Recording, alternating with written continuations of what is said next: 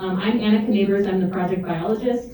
Josh Espinoza is the project generalist. He's the CEQA and NEPA document writer and coordinator and, jack of all trades. And then we also have our wildlife movement consultant folks. There's Erin Riley with ACOM. She's the wildlife movement city contractor. And Dr. Megan Jennings with SDSU is the wildlife movement subject matter expert. So first up, we have Karina Cantero-Angel to talk about the project. Thanks so much, everyone. It's State Road 67. The project at least starts at Mapleview and ends at Highland Valley, kind of at the beginning of Ramona. Excuse me. Next slide. So this is what we've done so far in 2009. The project initiation document got signed. 2019, project funding approved.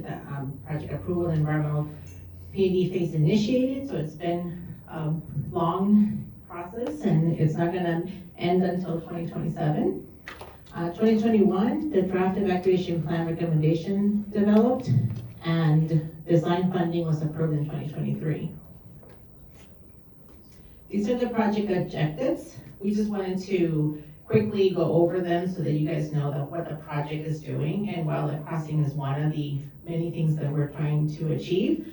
However, we have other ones, like we have traveler safety, maintain or reduce travel times within project limits, preserve natural environment and community character, encourage multimodal transportation, increase temporary emergency evacuation capacity, and facilitate recreational and wildlife movement.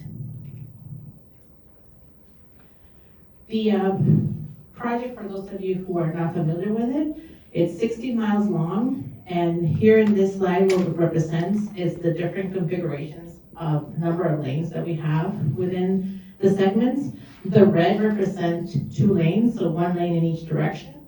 The yellow represents 3 lanes, so it could be 2 lanes in the northbound side, 1 lane in the southbound, or vice versa. And the green has 2 lanes in each direction.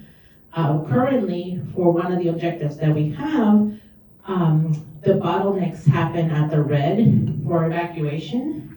People trying to evacuate from Ramona or communities nearby and start with the 2 lanes, opens up to 4 lanes, narrows down to 3 lanes, narrows down to 2 lanes. So as you can see, it creates quite congestion and issues when you're trying to evacuate. The project is trying to alleviate this, to come up with alternatives that would allow evacuation faster.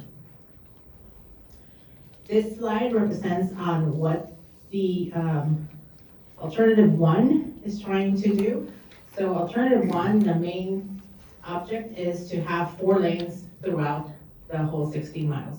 So in segments number right, obviously you're gonna have to widen 1 lane in each direction because you only have 2 and so forth. So it tells you how many lanes in which segment we'll be widening, and also the multi-trail use starts from the beginning. This is that black hatch line all the way to Highland. Alternative 2 does not do any widening. However, it does widen the shoulders to be used only during evacuation. So you have your 4 lanes going southbound from Mapleview all the way to Highland, but using shoulders. So it doesn't add any widening or capacity during your regular operational day use. The multi-use path for this alternative, it's only from Poway Road to Highland, and this is to be used for the emergency evacuation vehicles going northbound. So we always need to have 1 lane going northbound so that they can access the emergency site. We need 4 lanes going southbound from Highland to Poway Road, and then from Poway Road we only need 3. So emergency vehicles are able to use the shoulder going northbound up to here, and then from here they will use the multi-use trail. And alternative 3 it's a little bit in between. There is some widening, not complete widening. This here is the biggest bottleneck for the project, so that's where we are adding the 2 lanes, but the rest is just a mismatch in order to make it work and meet the goals. All of the alternatives meet the performance goals, the objectives that we have. The peak of threat timeline significantly reduced evacuation time compared to current times. We have the 4 southbound lanes, the 1 northbound lane, and we have multi-use path in various configurations. For alternatives 1, 2, and 3, there's a difference in the environmental footprint. Obviously, alternative 1 has the biggest footprint, alternative 2 has the smallest, 3 is somewhere in the middle, same with the cost and the mitigation that's going to be required. We have existing culverts underneath 67, up to 8.5 meters. There's some from 2.5 feet, I think, diameter. Mostly are primarily CSP, so corrugated steel pipe. And for this project, we are proposing to extend these culverts. These are the cross culverts that go from one side or the other to accommodate the alternative. So depending on the widening, those culverts will be extended. Some of them have been flagged to either be replaced or rehabilitated depending on the condition of the culvert, whether it's fair or poor. However, with this study, there's other recommendations that we will be considering. And I think that's it. I just kind of gave you the project for a few minutes. Thank you. Thank you. Thanks so much. Next up will be Dr. Megan Jennings with SDSU talking about connectivity studies that have already been done in the project area. Thanks so much. Thank you. Let's see, I wonder if this thing works. We'll give it a try. Good morning, everyone. So I've spent a minute out on this road, walking around and looking at things, in part because we knew that this widening was coming. And so there's been interest from multiple agencies and organizations to support getting as much information as we can in advance of the actual project. So I've been working out there since 2010, and I'm now working with AECOM to support them in their wildlife movement study. No, it doesn't work. That's all right, I pressed the button. So as you saw, this is the area of focus, and actually we started this work in in 2010. We were doing a connectivity study and elected to have one of our focal areas be around Highway 67. We looked at some other roadways, but wanted to start here. This was focused on bobcats. So that was a starting point here, and so it meant that we had some data collection with cameras and with GPS collars that we were able to leverage later on. Next, please. In, I think it was about 2013, 2014, Caltrans was evaluating a median barrier safety project. The bollards that you see now was what they ultimately decided to move forward with, but it was an opportunity to do a little more in-depth evaluation of what was going on the roadway. So what you see here, the black dots are unmonitored culverts, and the green triangles are culverts where we put cameras. So we went through and collected a lot of data during this process. Next slide. So we went out and we looked at all the crossing structures and evaluated what is the current condition of them, what do they look like, what does that look like for wildlife movement. So we went out to every single one of them that we could access safely, took measurements, looked at whether there was sediment, what were they made of, corrugated steel pipe, whatever else was there, what's the state of the vegetation. Then we had the remote camera data, so I showed you that we had a handful of cameras across the entire stretch of roadway. We were looking at some of the largest structures in particular, but we monitored as many as we could. And of course, we got fun stuff like this. You'll see some of this looks very similar to what AECOM is getting right now on the wildlife study. We can just flip through these. So bobcats and gray fox. We even have deer. This one was poking its head out of one of the culverts near Foster Structural. And the thing I want to draw your attention to, so we have post miles in this column right here, and then we have some of the different focal species that we were looking at, mostly large vertebrates, things like bobcat, coyote, gray fox, and we even got some long-tailed weasels, western spotted skunk. But what I want to draw your attention to here is there's kind of a box here where there's a whole bunch of X's. That means we detected those species at those culverts, and so there's kind of a concentration here in the middle. I'll show you some maps of why we think that is. And then we also collected roadkill. We had some volunteers who drive the road on a regular basis, work closely with the San Diego tracking team, so they were helping us get information about where we were seeing roadkill to be another point of information. And this is what we collected. We did have some additional data. Caltrans at the time was very interested in ringtail, and we went and got some historic data from the San Diego Natural History Museum about where those locations of roadkill ringtail were. So it's up by Mount Woodson, where it's nice and bouldery, good habitat for ringtail. But we had species sort of spread throughout, but you can see there's some concentrated areas between Scripps Poway Parkway and Poway Road, and then up by Mount Woodson. You'll also notice that some of these concentrated areas are pretty close to the big green blocks. Those are our conserved lands. So not surprising. I mean, we want those species to be in those blocks, and then ultimately they end up on the roadway.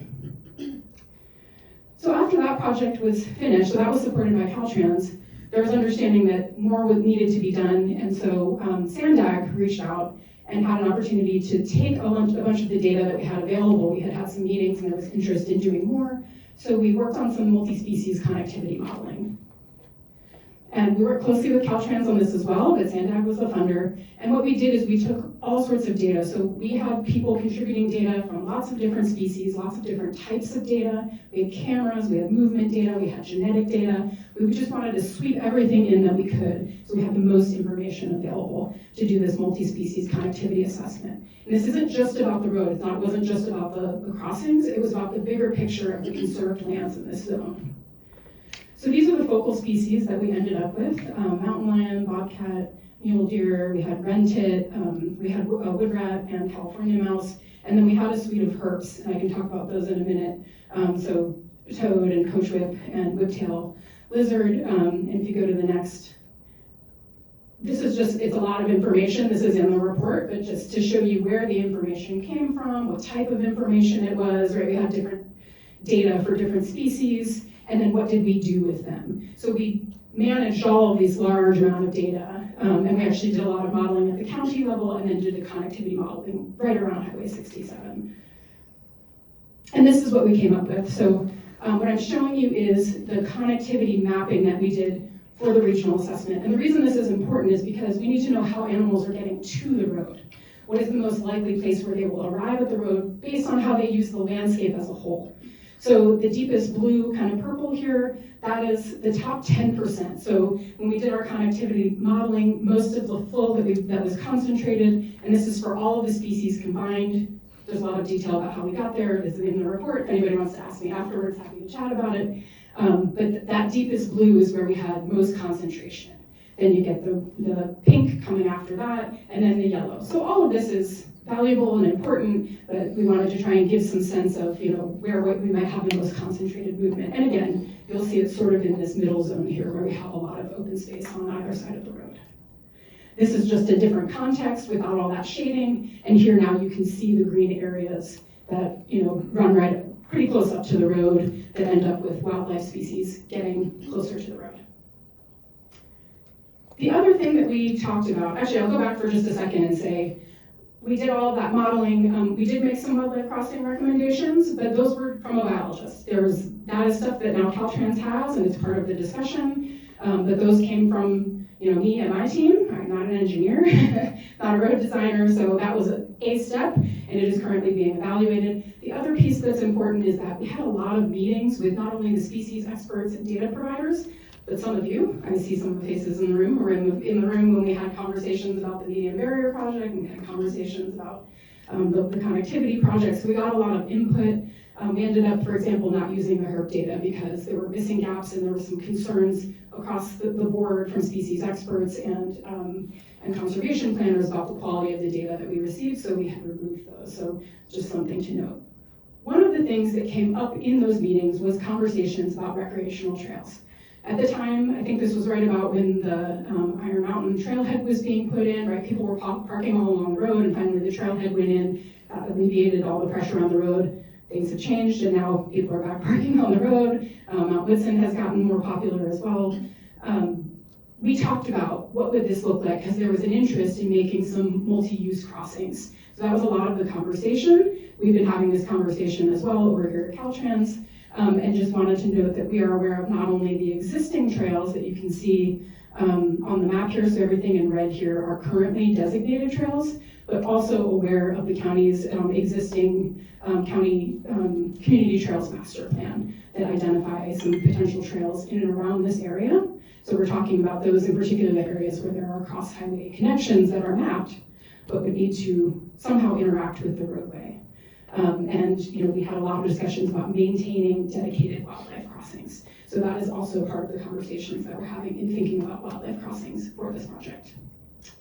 And I think now it's time for... All right, so next up is going to be our specialist from, who's doing our current studies here. I'll put it back in. Switch computer down.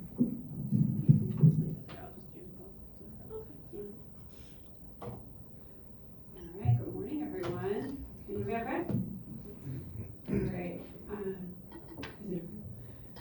So now that you've heard about the past, I'm going to share about our current work, recently completed in the field, currently ongoing with respect to analyses.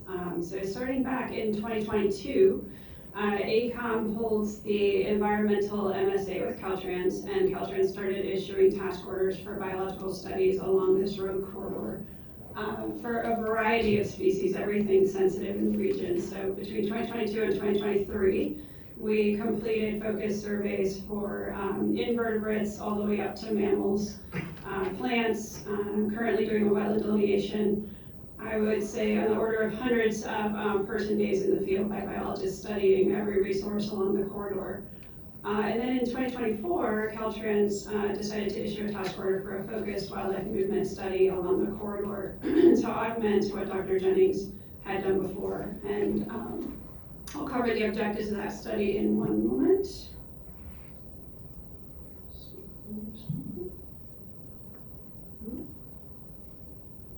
Now. Your arrows. Oh yeah, just the arrows on those. Sure. There it goes. Okay. All right, so here's the topics we'll cover, and I'll start with the objectives. Two objectives for our focused year-long study. The first of which was to build upon Dr. Jennings' prior work to augment and validate everything she had come up with as a conclusion and recommendation for wildlife crossings. And second, to provide a replicable quantitative-based baseline study for pre-construction to compare against post-construction later down the road. Our focal species for this study were large and medium-bodied mammals. You can see them listed out here. And we also had some consideration for roadrunner and spadefoot. We acknowledge there's an array of other species that would need to be accommodated with wildlife crossings. These species are easily detectable with a replicable methodology in the field. So this is what the focus was for a baseline study. So it says current studies. That was at the time of preparing this slideshow, but we actually finished just a couple weeks ago. And we completed the effort from August 2024 to 2025, studied the entire corridor, and had remote cameras and roadkill surveys as our methodologies. So to start the effort,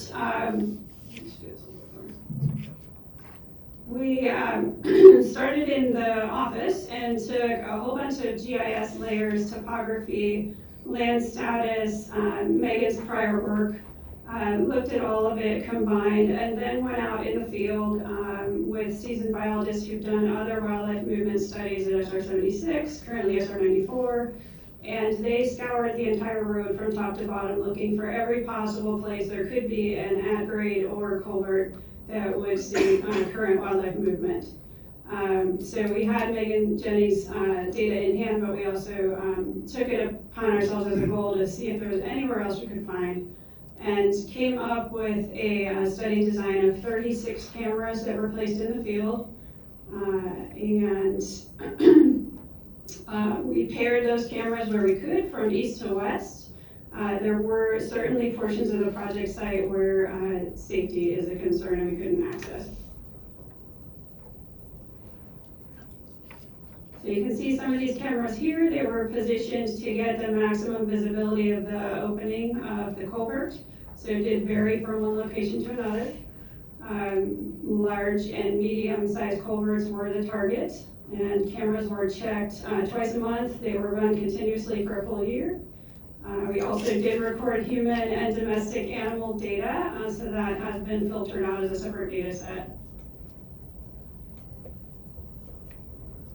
And here's just some fun photos of wildlife. The roadkill surveys, we did the entire 16 miles of the alignment. It was a combination of driving and walking surveys. I'll bring up a map in a second, but we have mapped out where we did walk on the side of the shoulder, scouring the vegetated area adjacent to the road looking for carcasses. A lot of the road was driven due to safety concerns. I'm sure you all know it's a very dangerous road. And for this effort, we had the ability to tap into Caltrans maintenance and CHP to accompany us, and that was a huge help. So we could drive really slowly, pull over, get out, get in the back of their truck and look at the carcass in the middle of the road with binoculars. It was a fairly effective effort, so that was a good team approach. We did 2 surveys per month for a full year. So findings to date, we have completed the year-long study, but everything I'll present herein is based on 7 months of data. We are in the middle of analyzing the full data set, so we don't have the full data results presented in this PowerPoint. Most focal species that were targeted were detected via both methodologies, camera and roadkill. No mountain lions, which is not surprising. It was a year-long study. And only 1 vandalized camera at the San Diego River crossing, which we expected. It was kind of checking a box, put a camera there, it got stolen overnight, and we did not replace it. Also acknowledging the roadkill surveys are likely influenced by Caltrans maintenance picking up the larger carcasses, and that was not uncommon. They were out with us during the roadkill, and we would chat with them, and they would tell us where they picked something up in between the rounds. So we are factoring that into our analysis. Okay, this table presents the post miles on the far left, and then across the table by species, you can see where we found the most of each species. So the size circle is not comparing one species to the next, it is relative within that column of species findings. So you can see where we found the most bobcats was the northern half or third of the project. Coyotes were the southern two-thirds, southern two-thirds, and then you can see where we found some of the less common animals, weasel, ringtail, not unexpected where we found everything here. And this analysis was primarily made for this presentation. This is certainly not our final, but it's a nice visual. Roadkill surveys, again, based on 7 months of data so far, you can see a hotspot analysis of where we found the most focal species across the alignment, and our maps are split here. So the southern half of the project is on the left, and then it's pieced together for the northern half on the right, just so you can get the lay of the land. The green is preserved areas.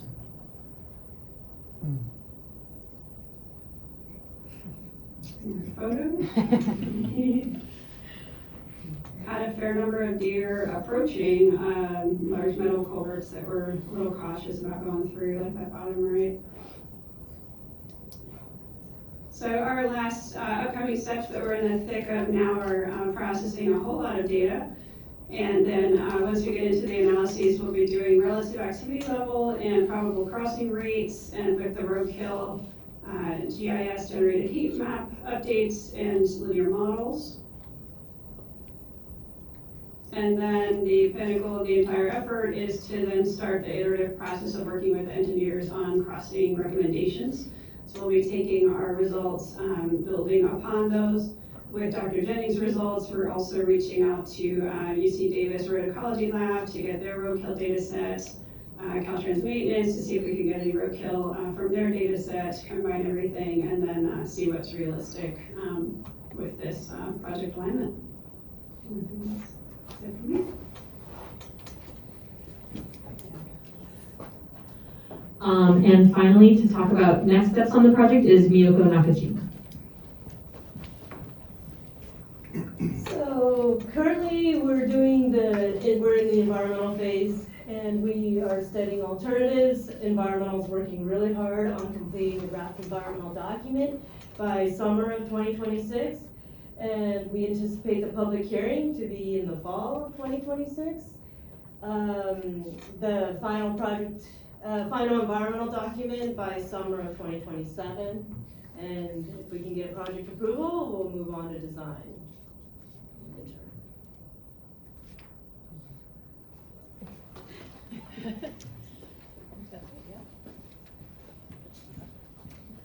And one more time, the public engagement portal is open. There are those QR codes on the table. You can also just go to this link, engage.dot.ca.gov/SR-67 improvements. That's, like I said, it's also available on the QR codes on the table, so if you folks want to pass them along, or there's also comment cards with Jesse up at the front. And that is it. So does anybody have any questions? Open Oh, yes. questions. If you need the mic. Might as well. Thanks. You did collect some information on human use also. Did anyone have just sort of a rough assessment of interaction between human use through the culverts, around the culverts versus wildlife use? Oh, sure, yeah. Yeah, we have not analyzed that data yet, but we do have it separated out. So we will be looking at that and setting it up for post-construction comparison. So it's collected in a quantitative manner to do so. That'll be in the. Yeah, I would assume Caltrans would factor in everything from the wildlife movement study report into the environmental document. I don't know, maybe if you collected it. We did in a prior study, so the earliest study, the 2010, 11, 12, we had cameras set more than just on the road, on culverts, and we were tracking human activity. Looking at recreation was one of the questions we had. We didn't do a full analysis, but we did look at occurrence at those locations of species and humans, and what we found was there wasn't a whole lot of issue in terms of both were found in the same place. What we did find was temporal separation. So if people were active during the day, the animals tended to be more active at night, which is supported by the literature as well. Yes. Thanks. There we go. Green light. Okay. Thanks. I have a number of questions. Are all these PowerPoints going to be available to us? Great. There's a section up towards the top where there's just 2 lanes, and that's also a section where there's a lot of really old, mature oaks. It's going to be a big challenge to do something there. Is there any game plan to, I've seen it done, I can't even translocate a 6-inch oak, but I've seen mature oaks transplanted. Is there a game plan for dealing with those? So that's currently being evaluated. So while the biologists are conducting their biological studies, so is cultural. And as you noted, a lot of oaks are considered cultural resources as well. So all of that will be assessed, and the avoidance minimization will come up, and then how we're going to mitigate for any oaks that may need to be removed will occur. There's usually a ratio requirement. So if you have to remove 1 mature oak, you have to replace it with X amounts. Or you have to be able to work with various public agencies to have space for translocation. So all that stuff will be evaluated and discussed a little further along once we get through the biological studies. Okay, I hope that they at least examine the feasibility of actually translocating the oaks. And I mean, the mitigation ratio would be huge, but there's a big difference between mature trees, of course. Yes, it's one of the efforts that happens, yeah. Great. You mentioned that the public use, Mount Woodson, Iron Mountain, and so on is increasing, and we all see that. Is there any, that's probably going to continue to be the case. Is there any impact analysis on the increase in public use? It's kind of a nuanced question, but kind of wondering where that issue is going. Not usually. We do look at community impacts. So one of the environmental clearance activities that has to happen is on the federal side for Section 4F. So we do look at recreational use and how the project would impact that.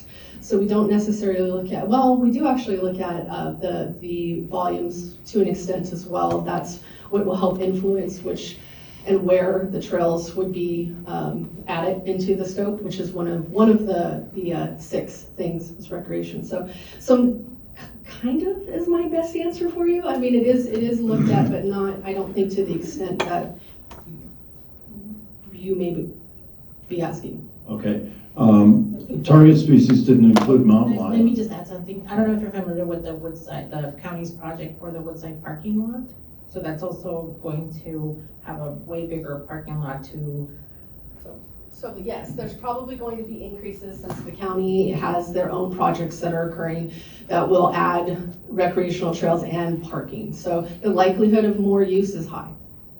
Yeah, well, we need to integrate that somehow with wildlife movement, obviously. Target species didn't include mountain lion. Is there a reason for that? Maybe it did, but I didn't. It did, yeah. It did? Okay. Take them up. Okay. Yeah. All right. Michael, just wanted to let you know that they were a focal species of the mapping modeling that we did as well. Great, great. No mention, and I kind of understand this, but is there any coordination with Sandag on net environmental benefit, which is part of Transnet 2? SR-67 was one of the 3 roads that is intended to provide above and beyond mitigation. Maybe Kim can. There's coordination. Okay.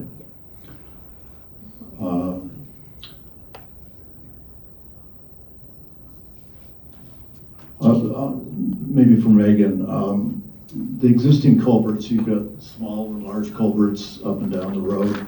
Are all of the culverts providing some wildlife movement, or some of them just for moving water and there's no wildlife use at all? Yeah, so actually all of the culverts on the road are designed to move water. They weren't originally designed for wildlife. The biggest ones do see the most movement, as we would expect. I see a lot of culverts, and I bet AECOM can support this as well, that aren't really actively being used for a variety of reasons. Sometimes they're partially blocked. Some of them are hard to visualize the other end. And some of them, there's a culvert way under, when you're on the grade, way under the road that, like, I didn't even want to go in there because I don't know what was on the other side. So there are a bunch of structures as well as vertical structures that are not actively used. Okay, and maybe this is probably for you, Megan, as well. So, One more and then we'll move on and then we'll go back. okay, I'll stop now because I'm. Okay, so this one and then you. Okay. There we go. So obviously the culverts are for drainage, and especially in wet rainfall years, they do flood. And that obviously is going to interfere with wildlife movement, particularly the smaller critters. So is this being taken into consideration, and are there alternatives that will facilitate wildlife movement underneath the road in heavy rainfall years and when these culverts are flooded? Yes. So, big yes. So that's part of the whole point, is why we're assessing these culverts, to see how we can make them effective for both things. So it isn't just about water movement anymore, and we know that. And with several different laws that have passed recently, which give us a lot more power than we used to have to take these things into consideration, like AB 2344 and AB 1889, we have teeth for the first time in a very long time. So no, these culverts will be assessed, ones that are feasible for wildlife movement, or ones that we're noticing are going to be really good ones but need to be fixed.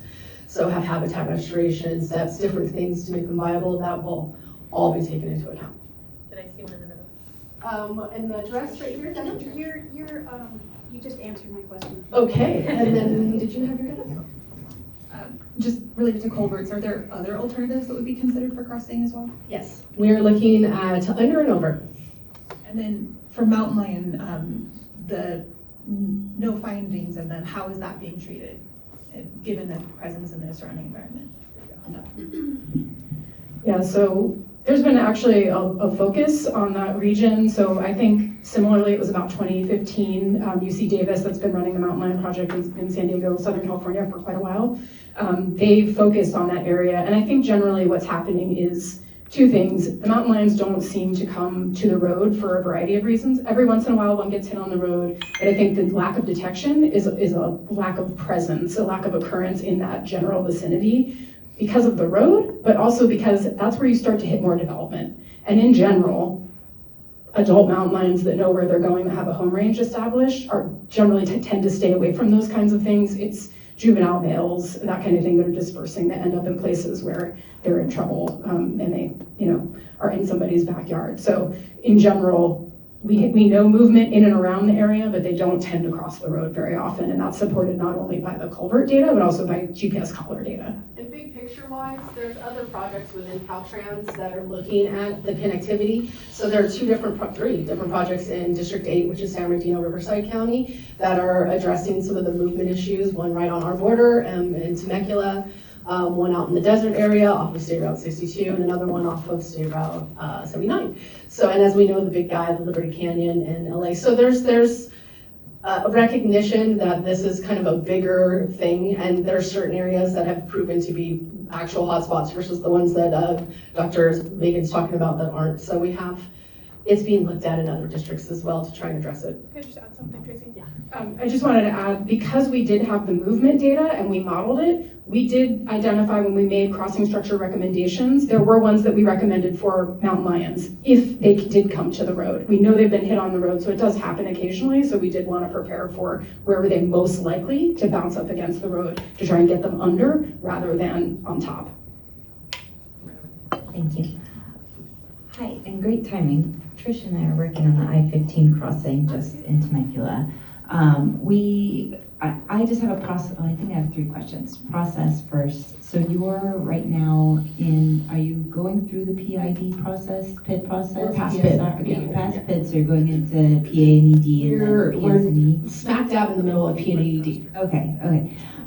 As you're evaluating the locations, did you identify a specific alternative for the overcrossing as well as multiple areas and culverts that you'll be upgrading, or you're still looking at that through the We're PAD? waiting. So what we're doing is we got the money. So thank you, Karina and Miyoko. So we have the funding set aside to address the wildlife connectivity, but it's not being designed until we have all of the data to make smart choices. Plus, we're in the very early design phases, and as you know, there's a lot of variables. So we have to make sure that everything makes sense. So as these guys continue to actually figure out where certain like retaining walls and things like that have to go, we have to take all of this into consideration. So once we have all their data, they start to do design, then we start to identify what locations are feasible for wildlife connectivity improvements. And then at that time, you'll send out the environmental document for review based on Correct. wherever you've chosen. So the DED is going to have the recommendations, and by the time we have FED, we'll have being Caltrans here and doing my acronyms. By the time we have our final document, we will have that information identified. Okay, perfect, thank you. And for a potential overcrossing, when we're talking about recreation, ecology, and movement of people, will you also be identifying separate locations for people crossings? I know that you talked about it a little bit. Are you still looking at multi-use crossings, or is that something you're still trying to figure out? I don't think we are doing any people crossings. The only ones that we know about is Iron Mountain and where there is already a crosswalk to cross, but we're not. It was a linear extension of a trail, not any crossings. Not crossing, okay. Thank you. I'm closest, so I'll go over. This one, and that one. I just wanted to know, is there any consideration of putting a turn lane into Sycamore Canyon, Gooden Ranch? John, do you recall Sycamore Canyon? John's the project engineer. Here's my for you, John. Great, thanks. I would say that we don't have a specific location or a turn signal study for there, but we do have for alternative 1 a 2-way left turn lane that would be serviceable for that. Anything's better than what's there now. Well, while we have the engineers, any other questions on that one? I think there was, So we have over here, up here, and then right there. Trying to keep track. So I have 3 questions. Is there going to be fencing along the road, on both sides of the road? Possibly. It's all part of the study, is to identify what areas it would be viable, if viable. And the culverts that you have, will they be enlarged? Will you use the same culverts that you have for under wildlife, for under crossings? Again, possible. That's part of what they're studying, is to see where existing culverts can be improved for wildlife connectivity, whether we need whole new ones for under, or if we need overcrossing. So everything is being evaluated for wildlife movement. In San Luis Obispo, they fenced so that the fencing directed the wildlife into the tunnel. Yeah, it's being looked into. Some species that work, some it doesn't. Some areas it's real effective, some areas it's not. So it's all being researched right now. The recreational aspect, can people on bikes, or they can walk the bikes, but can horses fit through that? Or will any people or horses or bikes go through those culverts? We're not creating these for At all. that purpose, yeah. Any improvements to the culverts is for wildlife movement only, it's not for the recreational. And for overpasses as well, if you go through an Correct, overpass? and that's a big no-no. You gotta keep your wildlife overcrossings and people movement separate. That we do know. So that they don't, those two don't go well together, so. If you do an overcrossing, will it be just one? That's a long highway. Don't know yet. Several. Yeah, it's all, these guys right now are looking at all the locations that would be viable, and it's not just existing locations. They're assessing if there's new locations that we need to address. So it isn't just that we want to fix the existing culverts to make them more effective for movement. We are also looking at additional locations that don't have any movement capability at the moment. So we very well may be putting a new undercrossing, or maybe over, we don't know yet. But yes, we are assessing that entire stretch to see what would be the most effective with the design. Okay, I'm like, we have Hi, I'm very pleased to hear a lot of things that have been said already today. I'm curious, when in the NOP, it was very clear that wildlife movement was a purpose and need of the project. And I would just want to get a sense of how integral wildlife movement under or over SR-67 is going to be throughout, well, already as part of the planning, very much important part of the planning, design and everything. Could you speak to, how integral it's going to be? Of course, it rings now. Well, it's one of the 6. So in order for us to meet our state and federal obligations, we gotta meet them all. You can't not meet one of your needs. So in order to effectively meet our requirements for both federal and state requirements, we have to, it's a priority. So it's one of the 6. So it will not be missed. It's not getting, if it's not included, then we didn't meet our purpose and need, and the alternatives don't work. That's what my whole team does. That's their whole job, is to help these guys make sure that we're meeting our purpose and need, and that each of the things that we're supposed to incorporate to make the best project possible to serve the community. And this is one of the pieces. So it is a important part. We have back here. Oh, I think I see you. Yes, I'm Dan Collinsworth with Preserve Wild Santee. I just have a few general comments that might be relevant to development of the alternatives or preferred alternative. One, I noticed there's an emphasis on evacuation.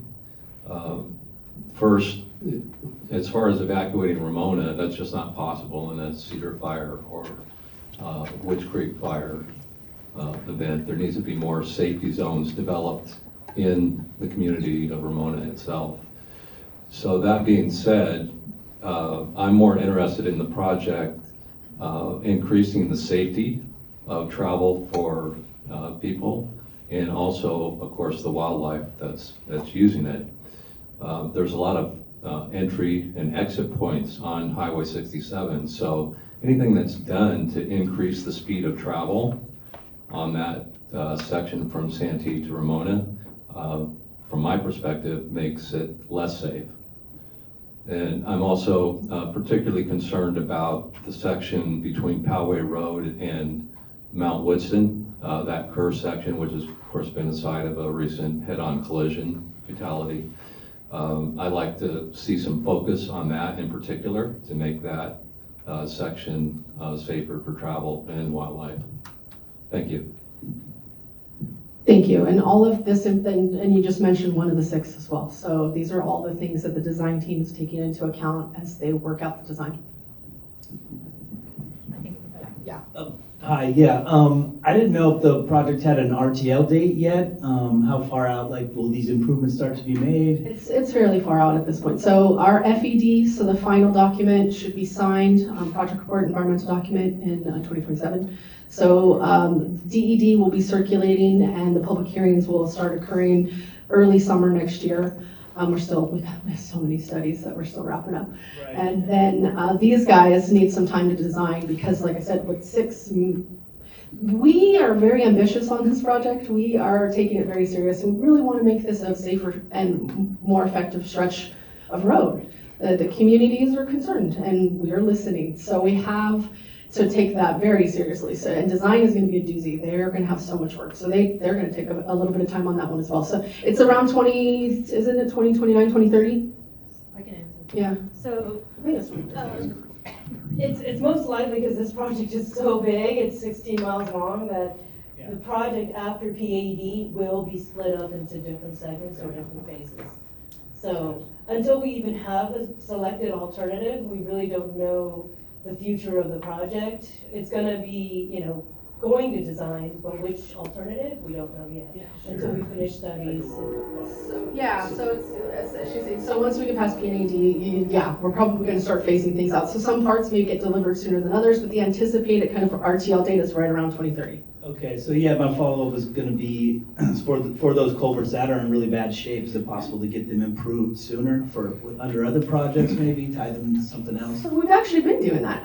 It's not in this presentation, it's one of our other ones, but we have been doing a lot of minor projects, as we call them, because they're under a certain dollar amount, and emergency projects. So there's been quite a bit of stuff happening on State Route 67. There recently was a emergency project to improve some shoulders, pave some areas that weren't paved to allow for evacuation movement. There was a couple culvert repairs that just happened. I think it was 3 culverts. They just finished construction 2 months ago. So there are active projects to take care of emergency kind of things. So like really bad culverts or an area of the road that was truly problematic. Those have all been being addressed. The last, I would say 2 years, there's been quite a bit of progress. I just wanted to add something quickly. When we did that, the early project, 2013, 2014, we made a lot of recommendations based on the current condition of the culvert, like, it's filled with sediment and needs to be cleaned, or it's obscured by vegetation. And the culvert maintenance program has done a lot of work in addressing those issues to make the existing culverts more functional. We have one here and then in the back. I have a few questions. I'm really pleased to hear that you're looking at not just the existing culverts, but also locations for potential future culverts. The camera trap data that you collected, were the camera trap arrays associated with only the existing culverts, but also potential future culvert locations?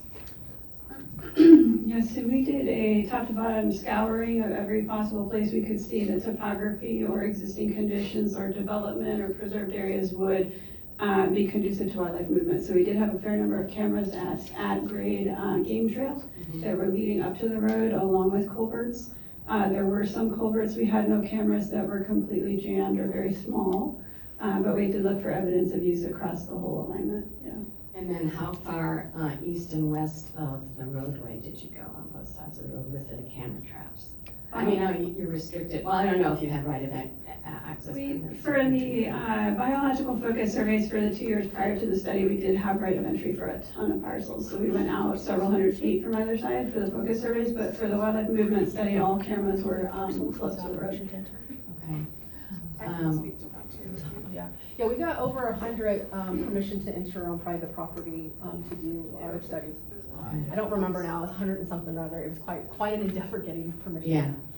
So just wanted to add that in the early study, the 2013, 2014 vicinity, we did have cameras not only at culverts, but facing back towards the open space. And then when we did the big sort of multi-data analysis, we included data that came from different preserves, cameras from a variety of places. So we pulled a lot of existing data on wildlife in general around the entire roadway.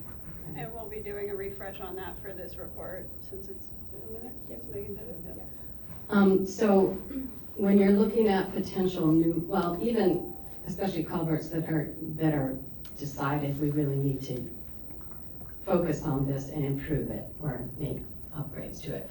But also new locations. Are you looking in concert to adjacent lands that need to be acquired if they're not only preserved, and how that works? It's part of the process. Yeah, Okay. it's one of the steps in one of our other groups for our right of way that assesses all of the parcels that potentially could be impacted or that we need to purchase right away. So it's being assessed. Okay. And so I assume you're working with Sandig and or others in terms of property acquisition, land acquisition, okay.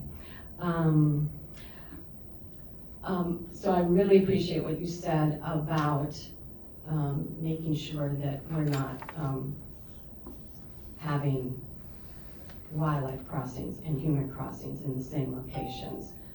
That is great, and I hope the EIR does a really thorough job of also assessing wildlife movement or proximity of trails to the undercrossing or overcrossings, because even if they're not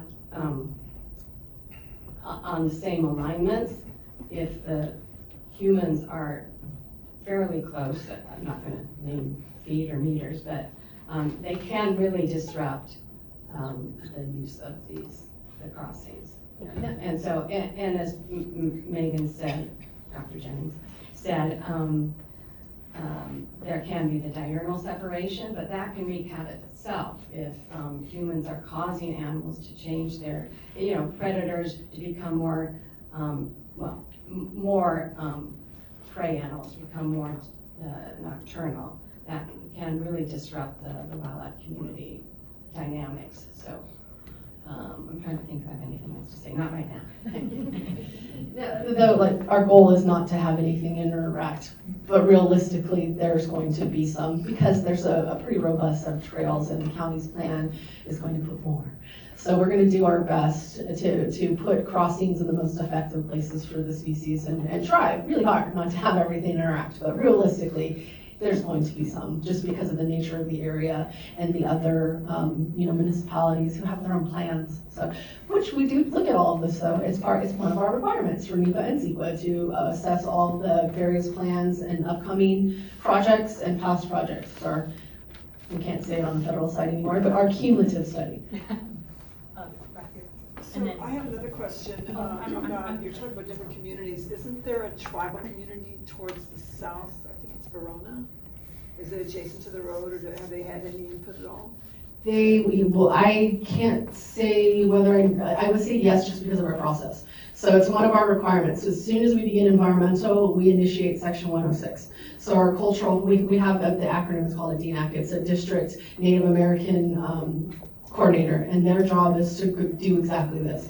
So we would be, as soon as we started this, we would have started to reach out. I know that we have been doing robust studies because there's quite a bit of cultural resources within the project limits. So I would say yes.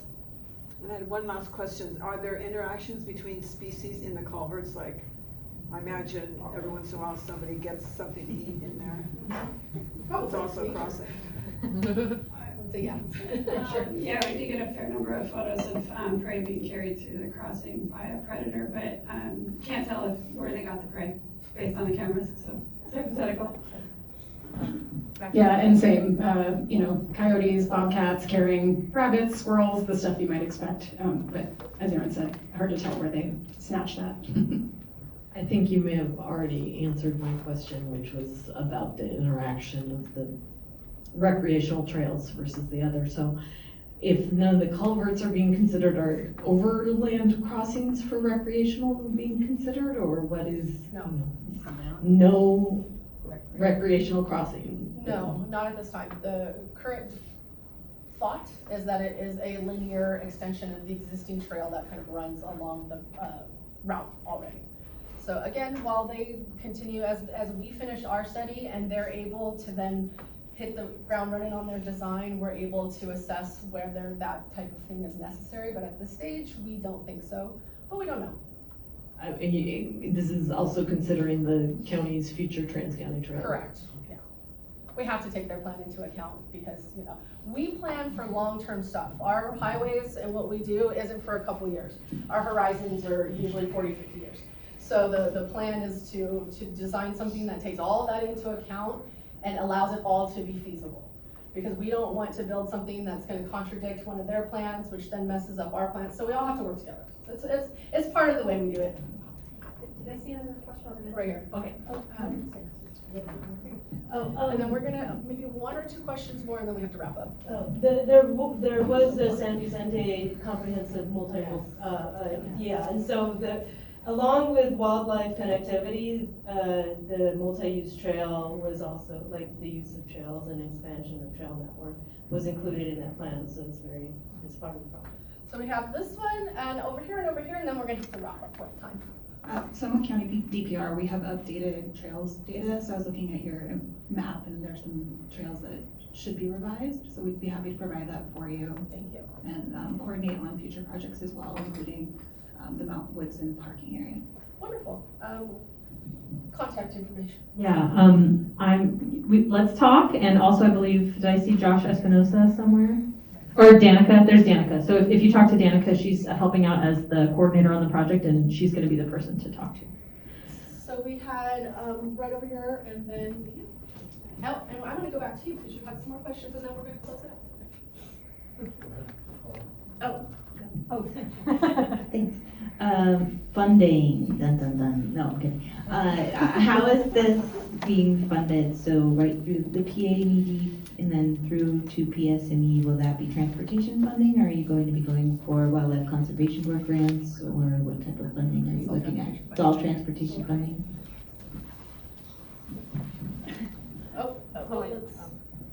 Right here, that we're gonna close it. It's already on. Thank you for bringing up the, oh my God, what's the name of that thing? Yes, thank you. San Vicente Comprehensive Multimodal Corridor Plan. So this is going a few years back. Kim might remember I communicated with you a little bit about this, because there's just a little bit of language here and there in that plan that causes concern for those of us who have been working in earnest over several years on making sure that the wildlife tunnel that goes under Scripps Poway Parkway remains for use by humans and equestrians only. And part of those efforts has to do with any trails that might lead to that wildlife undercrossing, whether in right-of-way or through the mitigation process that were established when the Scripps Poway Parkway project went through. So I guess I don't know how much this project interleaves with those efforts. Also the Community Trails Master Plan, because that's just an aspirational document. It doesn't, unfortunately, people when they look at those maps, they think, oh, there's going to be a trail there. But no, it's aspirational. And so however this project interrelates to any of those, again, just a plug for making sure that the wildlife tunnel on the Scripps Poway Parkway, nothing is done that would encourage public movement east, west, north, or north or south of the tunnel, or through the tunnel. One more question. In the 2021 letter that the NGOs 2021 letter, we went to some lengths at talking about the pre and post monitoring that would be done at the crossings. And so, I mean, even in the NLP Bocce study was, so just long-term, it would be really wonderful if there were a really rigorous monitoring study set up for pre and post monitoring to see how effective the wildlife crossings are. Thank you. We'll do that. Well, it's ultimately Caltrans funding. But for SR-76, we did 3 years post-construction, and it was quite effective. It was really neat to see the results compared to, I would assume for this scale of an effort, for this much money being put into something, you'd want to see if it worked. And ultimately, Caltrans needs to find the funding now. I think the intention when the study was originally this 2024 to 2025 study, the intention was that it was designed specifically for before and after assessment. So it was designed to be replicable and to directly compare those results. So, and also just a quick note, I was mistaken, we have more time, so have at it with questions. As many as you have. Yes, sir. Okay, good.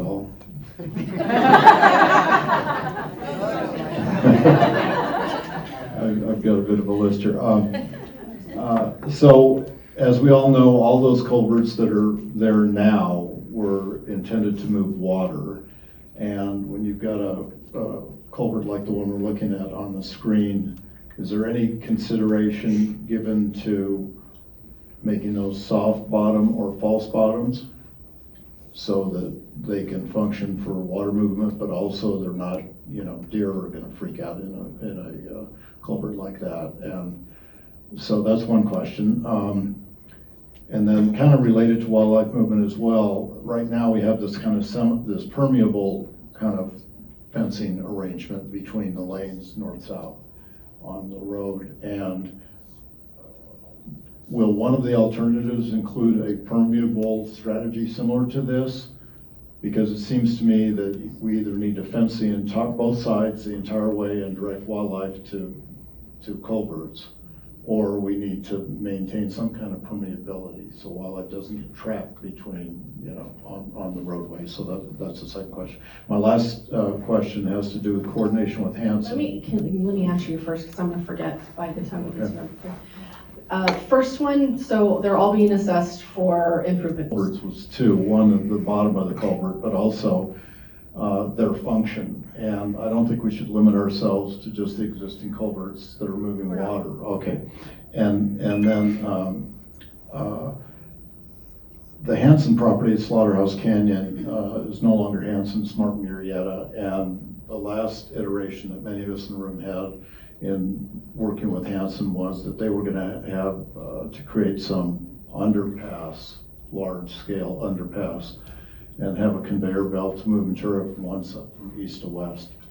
And I don't know if that's still the strategy of Martin Marietta, but it's something, I'm assuming you're in contact with them since they're the major property. I don't know who's the first, but they definitely need an easement. Well, there, at least Hanson was, maybe a little less so with Martin Marietta. They were very open to coordinating on this wildlife movement issue and trying to design their future plans to accommodate what's going on with wildlife movement. So they're potentially friendlies in this discussion, but I think because they have the same long-term planning horizon and so on, so before they invest a lot of money, it'd probably be good to coordinate with them. Well, I can tell you they have no choice with some of the newer laws in place, like I mentioned earlier, with 2344 and 1889, especially if they're going to go into our right-of-way. We are required to, it is a transportation requirement in 2344 to look at any type of wildlife barriers and to create some type of solution to overcome it.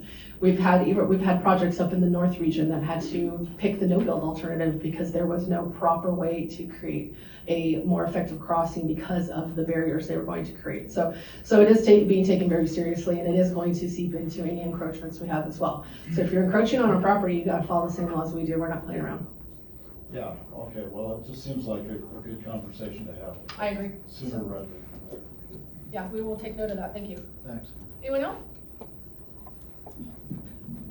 Oh, look at us. So sorry about that. Microphone.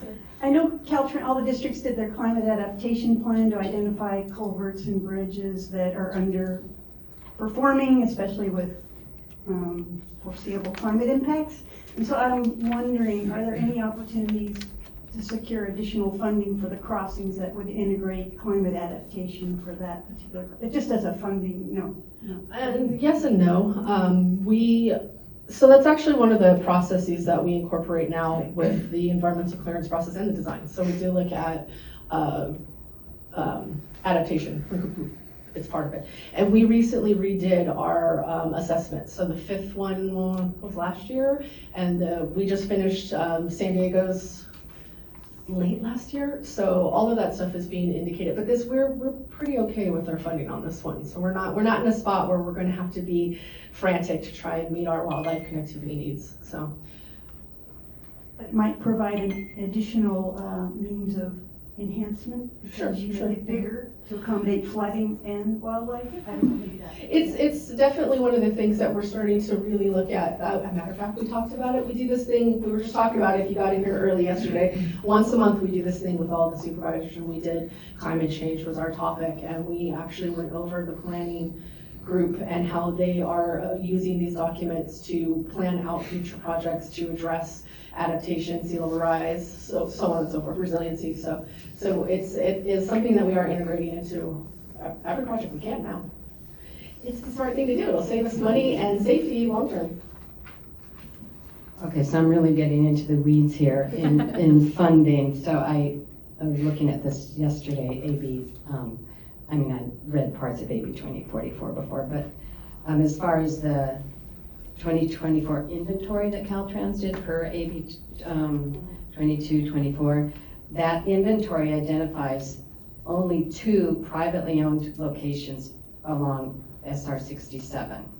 And so my question is, does this mean that the non-Caltrans funding for wildlife connectivity is available only for those 2 specific locations? I don't know if any of you worked on the inventory. No, that was done in headquarters, but we have. So I'm just concerned that that report literally identifies the 2 crossings are the San Vicente Creek and Sycamore Creek, and these are privately owned properties.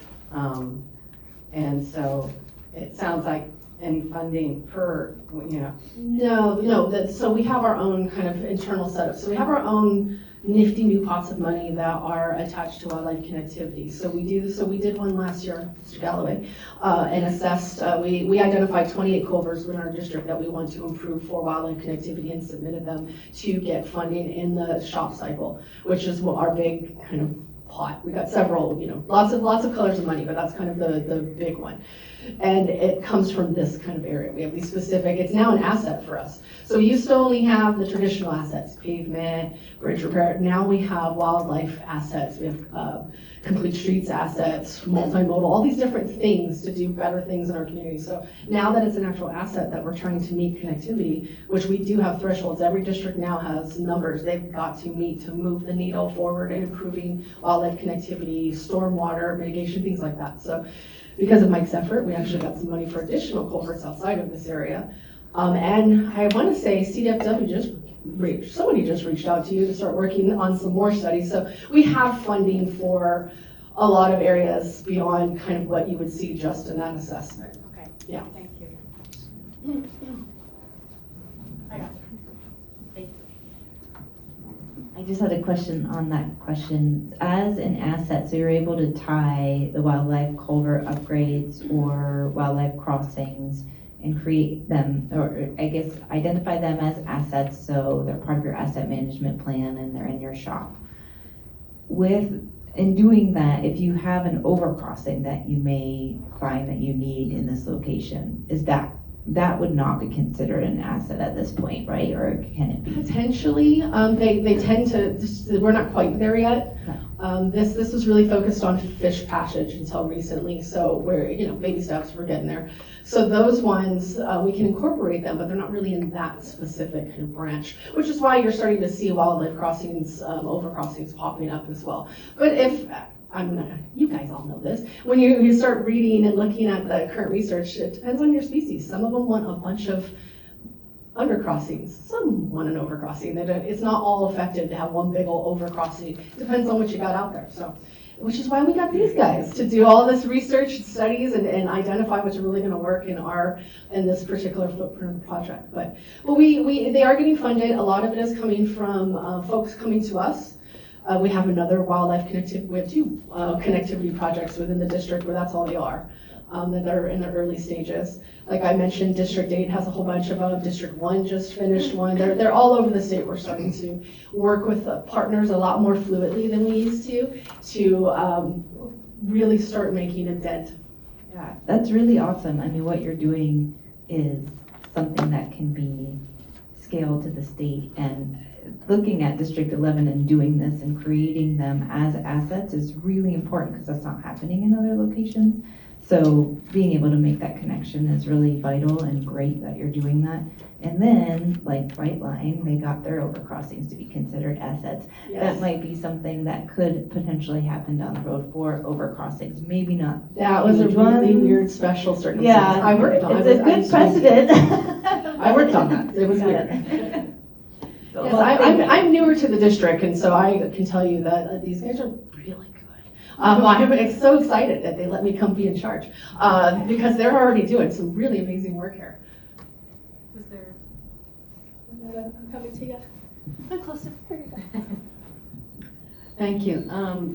So in the information that was available in the NOP, I don't remember the numbers, but I know that the overcrossing that was described was really, really wide.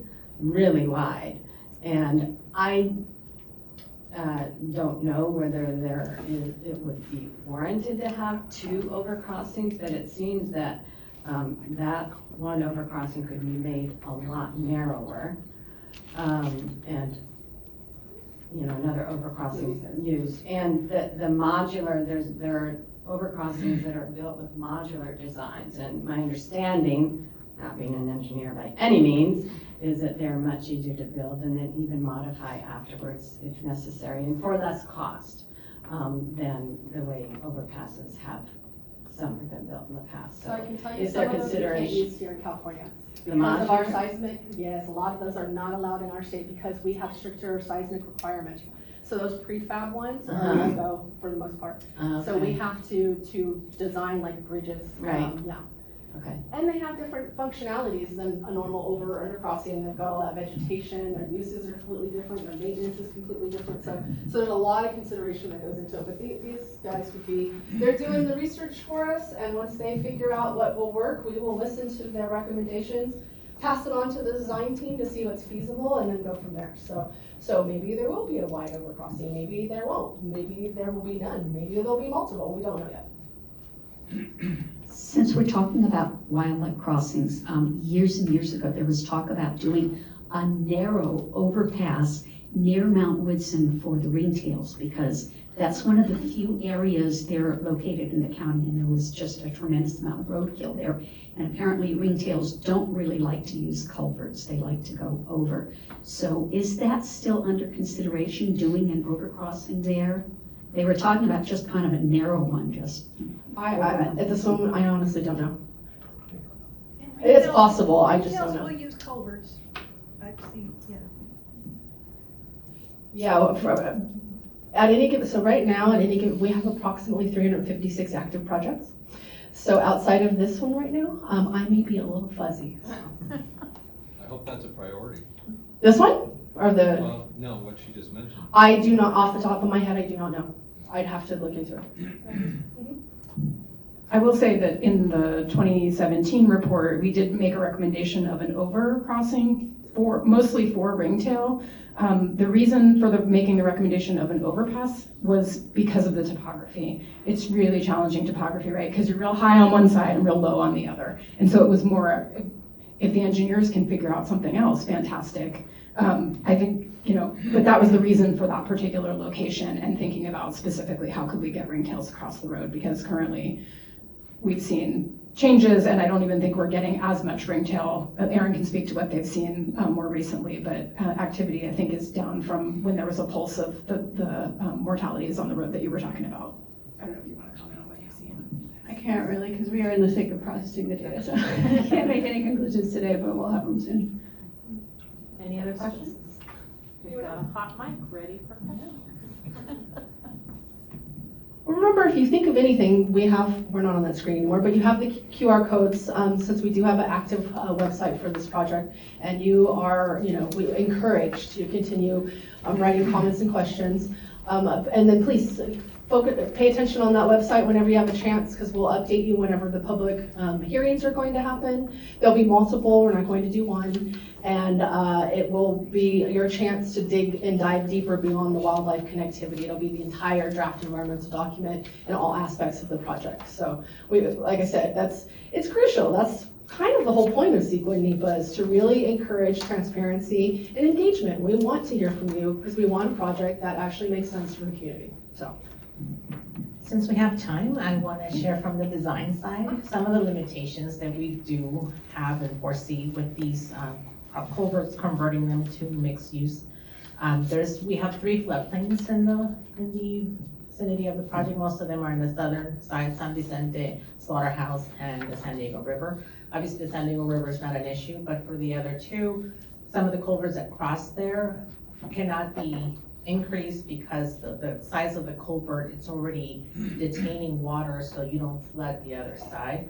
So we would have to come out and work with biologists to see how we can find other solutions. So for some places, we're not going to be able to convert them doing the soft bottom or things like that, because those are mainly for water, and legally we're not allowed to flood downstream.